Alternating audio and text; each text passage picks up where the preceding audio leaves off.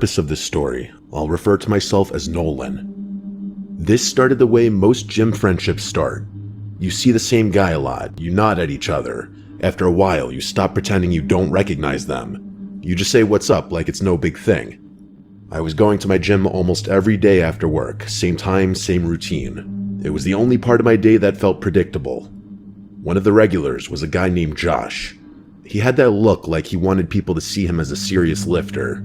Always in some kind of fitted shirt, always a shaker bottle, always walking around with that big duffel bag. He was there so often it felt like he lived there. At first it was just small stuff, like a head nod when we passed the dumbbells. Pretty normal. You see the same faces long enough and it starts to feel rude not to acknowledge them. Josh seemed friendly enough. He would smile and do that quick chin-up thing like we were already friends even though we really weren't. One day, I was about to do bench, and he was already on the bench in the next rack over. He looked over and asked if I could spot him. That's when it actually became something. I said sure. I stood behind the bench while he unracked the bar. He was strong, I'll give him that. He did a few reps, and he struggled on the last one, so I helped guide it back. He sat up, and then he started talking like he had been waiting for this moment. He asked me how long I'd been lifting, what my split was, some basic gym talk. I told him, and he told me his. He talked fast, and I could tell he was high energy. He asked where I was from, what I do for work, and if I lived close. I kept it basic. I didn't give him my address or anything, just the general area. He said he lived not far from me, and he laughed like that was proof we were meant to be friends. Before I went back to my set, he asked if I had Instagram. He held out his phone pretty casually, so I just followed him back. It didn't seem like a big deal. People exchange socials all the time now. It's like the modern version of swapping numbers. For the next couple of weeks, it was the same routine but slightly different. If Josh was there, he would come over and say what's up. He'd ask what I was training. He'd comment on something I did like he was coaching me, even though I didn't ask. It wasn't offensive, just a little much. I figured he was just one of those guys who treated the gym like a community center. He would DM me gym memes sometimes. Dumb stuff, videos of guys failing lifts, or edits of bodybuilders with dramatic music. I'd just react with a laughing emoji and keep it moving. I didn't want to be rude. He seemed like he just wanted a gym friend. Then he messaged me one day saying there was a local festival happening that weekend and we should go. I didn't even know about it. I looked it up, and it was one of those town festivals with food trucks, cheap drinks, random vendors, live music, and a crowd that's half families and half people just there to get buzzed in the middle of the day. I hesitated, but I said sure. It sounded like something to do. I figured it would be a quick hangout. If it was awkward, I could leave early. When the day came, I met him there in the afternoon. The first thing I noticed was how different he seemed outside the gym. At the gym, he had that controlled energy. Outside, it was like he had no volume knob.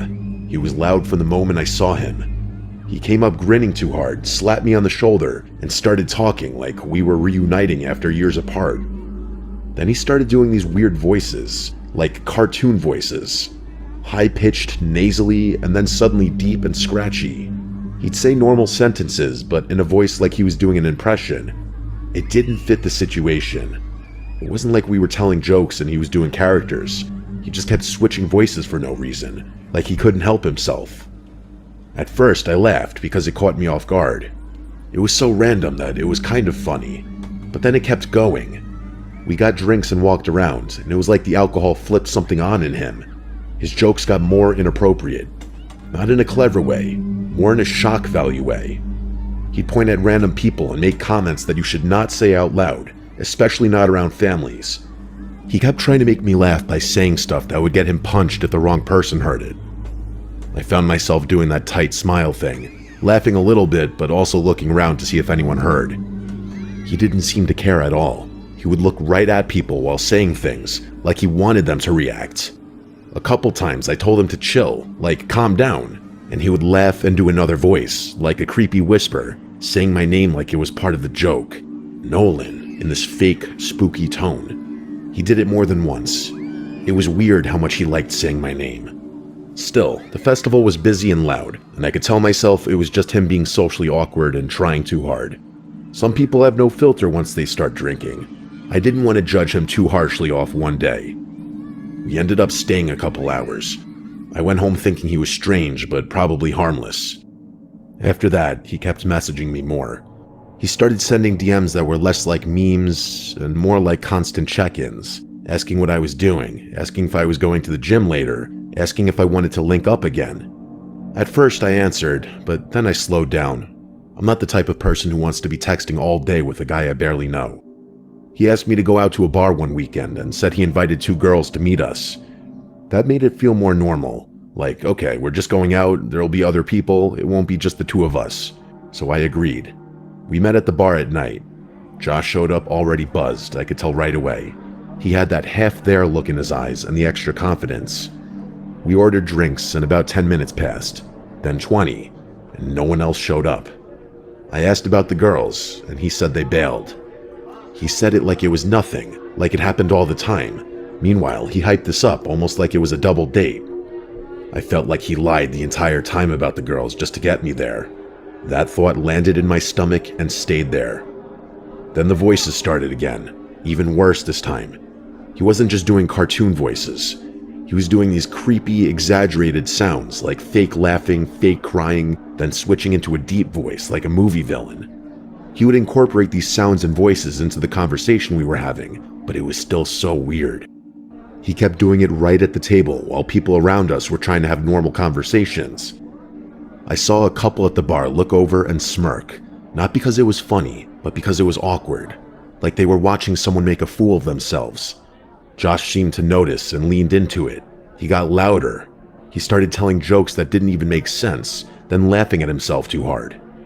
Every time I tried to bring the conversation back to normal, he'd interrupt with another voice, and then he started saying my name again. Nolan. Listen, Nolan. It was like he couldn't talk without anchoring me to him. I felt embarrassed sitting there, not because I cared what the strangers thought, although I did feel like he made me look like a weirdo by association, but because his energy was so off that it made me feel trapped. People were watching, and the bartender looked annoyed, like she thought he was overly drunk and considering kicking him out. Josh kept drinking. He ordered shots and tried to get me to do them. I said no, and he acted like I was betraying him. He made a joke about me being boring. Then he did a voice like a crying baby. I forced a laugh, but inside I wanted to get out of there so bad. I looked at my phone and made the decision I was leaving. I told him I had to go help my brother with something. It was the first excuse that came to mind. Josh stared at me for a second like he didn't believe it.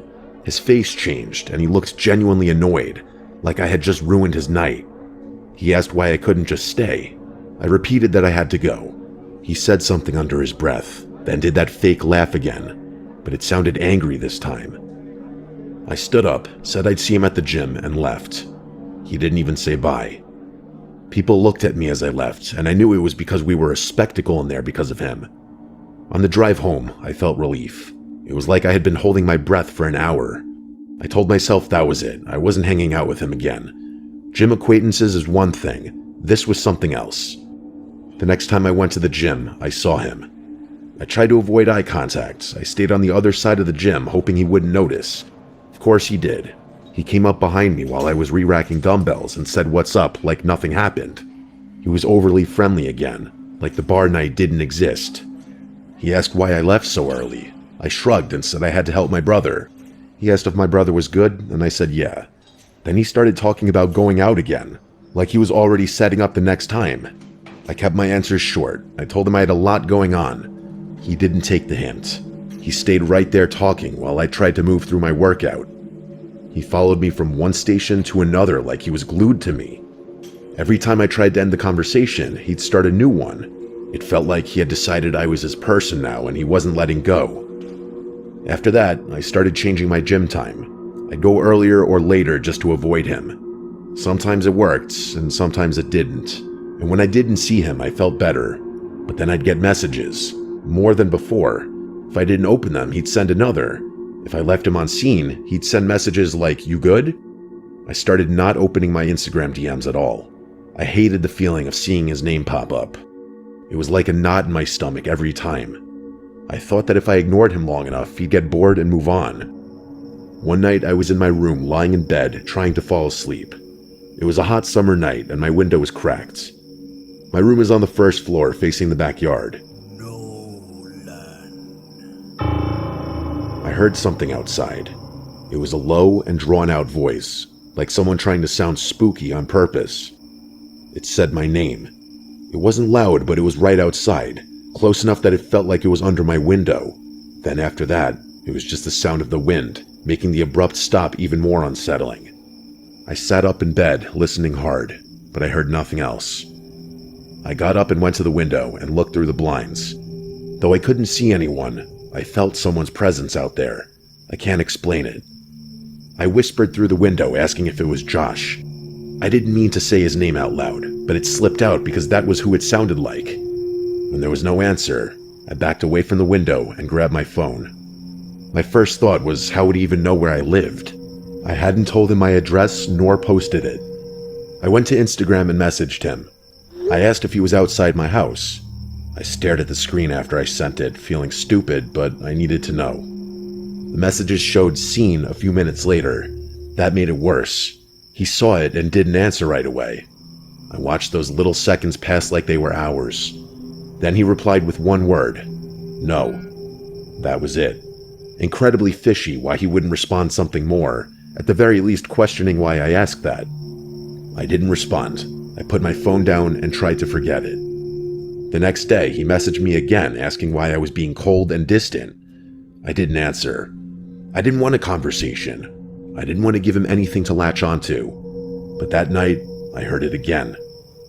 This time, it wasn't outside my window. It was in my backyard, farther back, like someone standing near the fence line. It was the same intentionally creepy voice in the same fake tone, like it was meant to scare me. It sounded like Josh doing one of his voices. He said my name again, slow and stretched out. Then it stopped abruptly, as if he noticed movement inside. I got up and walked to the window fast and pulled the blinds aside and stared out. The backyard looked empty. I closed the blinds and locked the door. Even though it was hot, I shut it completely. I turned my fan up to full blast so I wouldn't hear anything else. Then I picked up my phone and messaged Josh again. This time I didn't ask. I told him if he didn't leave and if he ever came back, I would contact the police and get a restraining order. I left it off with calling him a freak. I blocked him right after sending it. I set my phone down and told myself that was the end. I had drawn a line. He would get scared off. That's what normal people do when they get threatened with police. But Josh wasn't normal, clearly. I lay there staring at the ceiling, and I couldn't sleep. Even with the fan on full blast, my ears were still searching for sounds outside. A part of me felt this awful curiosity, like if I didn't check the window, I'd be blindsided. I rolled over and carefully lifted the blinds just a little. Through the small gaps, I saw a figure close to the window. A shadow outline standing still. It was so close that it blocked some of the faint light from outside. I yelled loud right at the window, telling him to get out and never come back. The figure/shadow shifted away from the window and disappeared into the dark. I stood there now shaking, listening for the sound of the gate closing or something, but there was just silence now. After that, I didn't feel safe in my own room anymore. Every sound outside made me think he was back. I stopped going to that gym completely. I didn't want him seeing my routine. I signed up at a different gym across town, even though it was more expensive and further away. I stopped posting on Instagram for a while. I kept my blinds closed at night, and I started checking locks obsessively. 3 weeks passed and nothing happened, so I started to relax a little. Then one morning, I walked out to my car and saw my rear tire was flat. I crouched down and saw the cut. It was a clean slice in the sidewall. He slashed my tire. I looked up and down the street like I expected him to be standing there watching me. I didn't confront Josh. He was blocked anyway. I knew confronting him would only feed whatever this was. If he did slash my tire, it meant he was watching me. It meant he wanted a reaction. I didn't want to give him one. I got the tire replaced, and that same day I bought cameras. I installed Ring cameras around the house, front and back. I put motion lights in the backyard. I didn't like spending the money, but I liked the idea of being blind even less. I kept a low profile after that. I stopped going out late, I didn't take the same route home every day, and I'd check the Ring app every time I get a motion notification.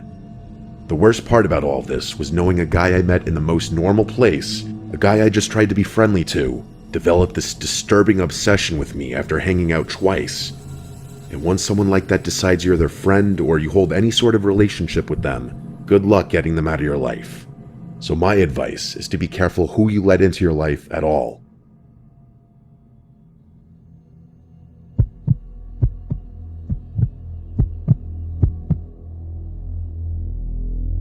I'm Lewis. I'm 22 years old, and I live in a small town in Kansas.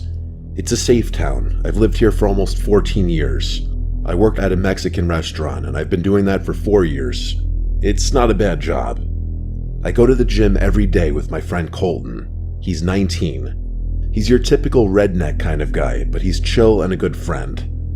This happened last summer. Colton had been dating a cheerleader from high school named Addie. She was 17. They met on a dating app and dated for about 4 months. Their relationship was toxic, to say the least.